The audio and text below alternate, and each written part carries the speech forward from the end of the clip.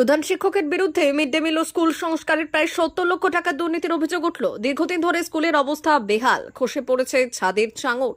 বৃষ্টি হলেই ক্লাসরুমে জল পড়ে, নেই পর্যাপ্ত পানীয় জলের ব্যবস্থা, বিদ্যুতের তার ঝুলছে, যে কোনো সময় বড় ধরনের দুর্ঘটনা ঘটতে পারে। এই অবস্থায় ক্লাস করেছেন স্কুলের শিক্ষকরা। নোংরা আবর্জনায় ভর্তি স্কুল চত্বর, অপরিষ্কার ও অস্বাস্থ্যকর শৌচালয়, এমন একাধিক অভিযোগ। বিনপুর 1 নম্বর ব্লকের হারদা রামকৃষ্ণ হাই স্কুলের ছবিটা ঠিক এমনই, আর অভিযোগও অনেক। বিদ্যালয় মেরামতের কোনো ব্যবস্থা নেই স্কুল কর্তৃপক্ষের। স্কুলের বেহাল অবস্থায় ক্ষুব্ধ ছাত্র ছাত্রীরা। এছাড়াও মিড ডে মিল, স্কুলের নিজস্ব ফান্ড সহ একাধিক জায়গায় হিসেবে গরমিল। প্রধান শিক্ষকের বিরুদ্ধে প্রায় 70 লক্ষ টাকা দুর্নীতির অভিযোগ তুললেন স্কুলের শিক্ষকরাই। ইতিমধ্যে বিষয়টি নিয়ে ডিআই এর কাছে স্কুল কর্তৃপক্ষ অভিযোগ দায়ের করেছেন। দীর্ঘদিন ধরে এই অবস্থা চলছে। মিড ডে মিলের টাকা থেকে স্কুল ডেভেলপমেন্টের টাকা প্রধান শিক্ষক নাকি নিজের পার্সোনাল অ্যাকাউন্টে ট্রান্সফার করাচ্ছেন, এমনই অভিযোগ, যার বিরুদ্ধে সরব হয়েছেন বিদ্যালয়ের অন্যান্য শিক্ষকরা। যদিও প্রধান শিক্ষক সমস্ত অভিযোগ অস্বীকার করেছেন। যে প্রকল্পগুলোর বিভিন্ন টাকা এসেছে সেগুলো নিজের অ্যাকাউন্টে আত্মসাৎ করেছেন এবং এখানে যতজন স্টাফ রয়েছেন কাউকে কোনোদিন কোনোরূপ পারপাসে আলোচনা করেন। এবং কোনো স্টাফ যদি জিজ্ঞেস করেন যে স্যার এটা এই পারপাসে এই টাকা এসছে, এখানে কীরকমভাবে উন্নয়ন হবে, আপনার কোনো জানার অধিকার নেই। আপনাকে বেতন দিই, আপনি আসবেন 10টার সময়, 4টার সময় বাড়ি যাবেন। আর এই কিছুদিন আগে 23 সালে আমাদের এখানে পুকুর সংস্কারের কাজে ব্যবহার করা হয়েছিল এবং বেশ কিছু টাকা এখানে এসেছিল পুকুরটাকে সংস্কার করার জন্য। সেই পারপাসে আমাদের এই কোনো স্টাফ জানে না যে পুকুরটা কীভাবে কাটা হচ্ছে, কারা কাটছে, কত টাকা এখানে ব্যয় হয়েছে। সেই পারপাসে উনি কোনোদিন কারোর সাথে কোনো আলোচনা করেন না।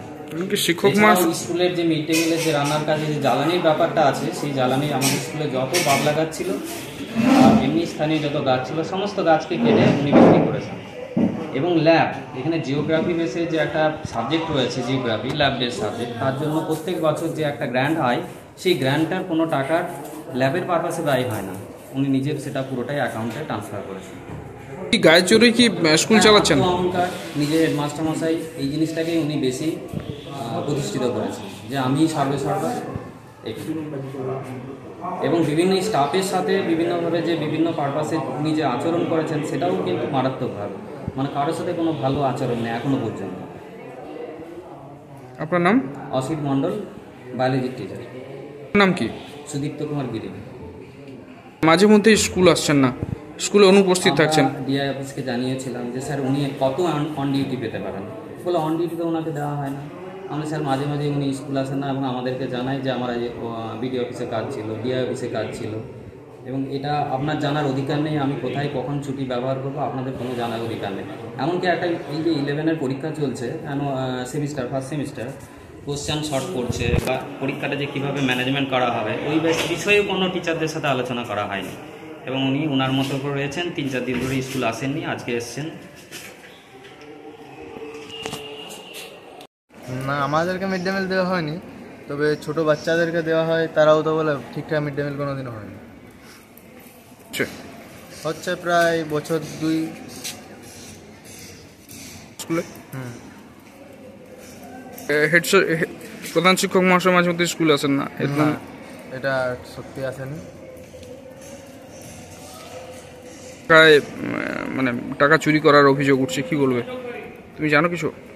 এটা ঠিক মতো বলতে পারবো না, কিন্তু আমার মনে হচ্ছে পুরো টাকাটাই নেওয়া হচ্ছে। তোমার নাম? শুভদীপ ঘোষ। বললেন যে মিড ডে মিলের জায়গা থেকে ব্যাপক তছরূপ হয়েছে, আমরা সেটা বুঝতে পেরেছি।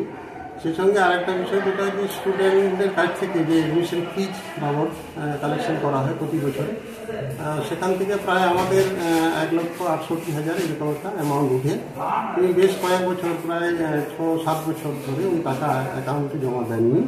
তো সেই টাকাটা কী করেছেন জানি না, আমরা হয়তো উনি ওনার অ্যাকাউন্টে রেখে কিছু একটা হবে, কিন্তু নিয়ম হচ্ছে ব্যাংকের অ্যাকাউন্টে জমানো এবং ব্যাংক থেকে সেটা খরচ করে সেটা হিসাব বাতিল করা। এটা আমরা তদন্ত করে দেখছি, আমরা চেষ্টা করছি আমরা মানে কীভাবে ব্যাপারটাকে সমাধান করা যায়। এবং ব্যাপার হচ্ছে এই ধরনের জিনিসগুলো কাম্য নয়, বাঞ্ছনীয় নয় শিক্ষা প্রতিষ্ঠানের ক্ষেত্রে। আর এগুলো যাতে ভবিষ্যতে সংক্রামক ব্যাধি মতো অন্য বিদ্যালয়ে না ছড়িয়ে পড়ে সেটা আমরা দেখব এবং এই বিষয়ে আমরা তদন্ত করে দেখে আমরা মধ্যশিক্ষা পর্ষদ এবং হচ্ছে আমাদের কমিশন অফ স্কুল এডুকেশন তাদের কাছে আমরা জানাবো বিষয়টা উপযুক্ত ব্যবস্থা নেওয়ার জন্য। নাম, আমি জেলা বিদ্যা পরিদর্শক মাধ্যমিক শিক্ষা ঝাড়গ্রাম শক্তিভূষণ গঙ্গোপাধ্যায়। আমাদের তো 2021 পর্যন্ত অডিট হয়েছে, তাই অডিটের পরে আমাদের এসি পরিচালন সমিতি এই গঠন হয়েছে 17/10/2023-এ।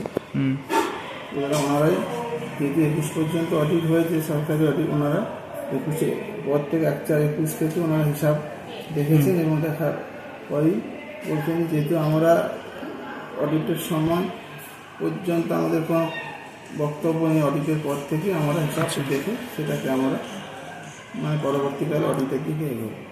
গ্রামবাসীরা অভিযোগ করছেন বা অনেকের কাছ থেকে আমি অভিযোগ পেলাম যে মিড ডে মিলের একটা দুর্নীতি রয়েছে স্কুলে।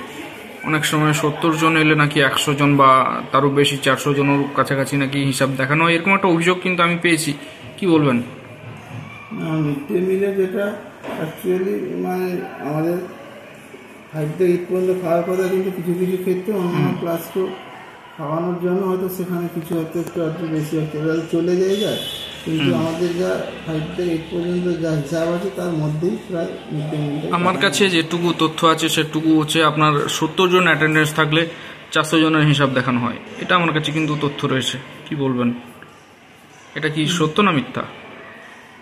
এটা তো কতটা সত্য সেটা, কারণ কিছুটা হয়তো এগুলো এতটা হয়তো হয় না, কিছু আর মিড ডে মিলে যে টাকা যাতে চলে না বলে কিছু একটু আর দূরে একটু বেশি করেই পাঠাতে হয়, কারণ এখানে অনেক 90-70 ছাত্রছাত্রীরা বা অনেক মাস্টারমশাইরা মাঝে মধ্যে বা আমিও মাঝে মধ্যে টেস্ট করি যার জন্য, আর মিড ডে মিলের সহায়ক মহিলাও করে, এই জন্য একটু আদ্রু বেশি পাঠানো হয়। কিন্তু মিড ডে মিলের টাকা মিড ডে মিলের স্বার্থেই ব্যয় করা হয়। এই যে অভিযোগটি আনা হচ্ছে 70 লক্ষ টাকার পরিমাণ দেওয়া হচ্ছে, এটা কি অভিযোগটা কতটা সত্য? সেটা তো আমি বলতে পারবো না, কারণ সেটা যদি ডিআরপি সেটা জমা পড়ে তাহলে ডিপার্টমেন্টের ব্যাপারে সেটা তো তারাই দেখবেন, কারণ কতটা কি এসছে সেখানে আমার অডিট হয়েছে, অডিট রিপোর্টও আছে, সেখানে তারা বিচার করবেন যে ব্যাপার। আরেকটা বিষয় হচ্ছে, খবর পেলাম যে পুকুর কাটা হয়েছে, সেই পুকুরের নাকি সরকারিভাবে কোনো ফলক লাগানো নেই।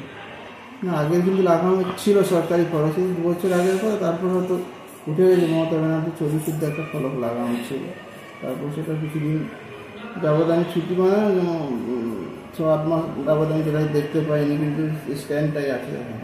স্যার, আপনার নামটা একটু জানাবেন। সুদীপ্ত কুমার।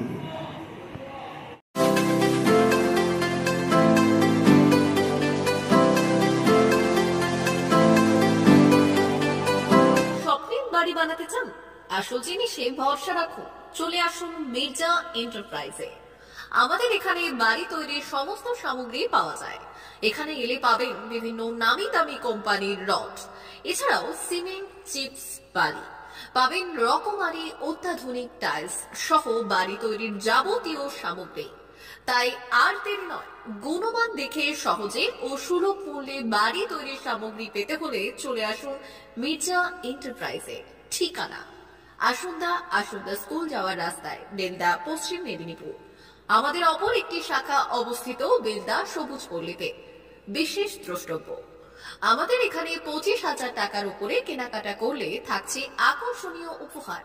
তাই আর দেরি না করে নিজের স্বপ্নের বাড়ি তৈরি করতে আজই চলে আসুন মির্জা এন্টারপ্রাইজে।